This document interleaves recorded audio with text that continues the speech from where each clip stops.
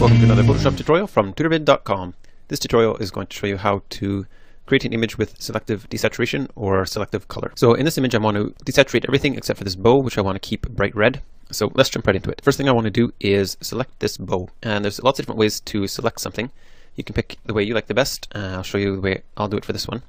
Because this is such a strong contrast, I can easily use color range. So go up to select and color range. The way this tool works is you just have to click on the color you want to select, and then you have this little box here, and it shows you everything that's white that'll be selected. And then fuzziness, that scale here is how picky it wants to be. So if it's a 0 or a really low number, it'll be really picky in how many colors similar to the ones you clicked it'll select. And if you have it a high number here for fuzziness, it'll be very broad in the range it selects. So I'll put it somewhere in the middle and just look at my image and see about when most of the ribbon is selected and not much else. And another thing, when you're selecting colors here, you just click on the image, but if you want several colors you can hold down the shift key and click, and that will keep on selecting colors, or you can just shift and drag and that'll select everything that was under that little dropper tool when I dragged. So now you can see that's a pretty good selection. I'm going to bring down the fuzziness quite a bit, perhaps around there. It looks like the ribbon is pretty well selected, and just click OK. Now you can see I have a little bit of cleaning up to do, a little over here, and a few things that didn't get selected, but that'll be pretty simple in the quick mask tool. So go over to here and click the quick mask. So the way the quick mask works is, by default, everything that isn't selected is red, and then when you select something, that becomes not red. And it's a little hard to tell on this image because I'm using a red bow. So let's change the quick mask settings a little bit. If you double click on the quick mask icon, you'll get the quick mask options, and there you can change the color of the quick mask. So if we do a light blue or a dark blue and opacity 50% again, there you can see a better contrast. Then to adjust this, what's selected or not, we use the brush key. So press the B button or go over here and select it. And now we just have to paint black or white to remove or add the quick mask. And right now I want to add white, which adds to my selection.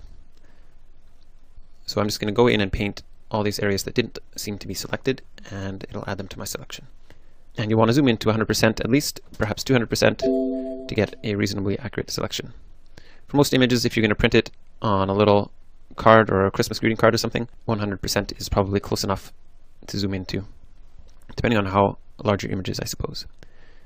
If you make a mistake, if you go over the edge like this, you can just press the X button and that'll swap your black and white, or you can go here and press the swap colors, and you can see that the current color here, black, will get swapped. And then I'll go back, swap it again, and press the X key. Here you can see the ribbon has to be found a little bit. Alright, so I'm just going to pause it here, and I'm going to finish doing my selection and just paint the entire ribbon. Alright, so I'm reasonably happy with this bow selection. So to get out of quick mask mode, I press the quick mask button here again, and then we have a simple selection like you're used to. And now for this next part, what we actually want selected is everything except this ribbon. So I'm going to press Control Shift I. That swaps the selection, or if you wanted, you can go up to Select and Inverse, and that'll inverse what's selected. So now everything but the ribbon is selected. Now another thing we want to do with the selection is make it a little bit smoother. Often the lines get a little hard on a simple selection. So go up to Select and Modify. And first we can smooth out the selection a little bit by 1 pixel. And then Select, Modify, and Feather. And you can feather by 1 or 2 pixels depending on the resolution of your image. I think I'll just feather by 1 pixel on this one. And I'll just top the edges to make them not quite so crisp. And then we're ready to desaturate. So go down and create an adjustment layer over here. Click on this button and click Hue Saturation. And then up here we'll have our adjustments, and click on Saturation and bring the slider down. And you can see the image starting to desaturate. If you want, you can leave a little bit of saturation in there. It looks nice when it's just maybe 50% desaturated. Or you can go all the way to the black and white. If you're going to go to complete black and white, another thing you can do instead of using this hue saturation, I'll just back up 1 step, is you could go to the black and white filter. And then you can play with this black and white image a little bit more and add a tint to it, and have a little bit more control of how your black and white area of the image looks. And that's it, you're done. If you want to use this image in your tutorial, you can head over to Shutterstock. I'll put a link in the description, and have fun. Check out more tutorials on tutorbid.com.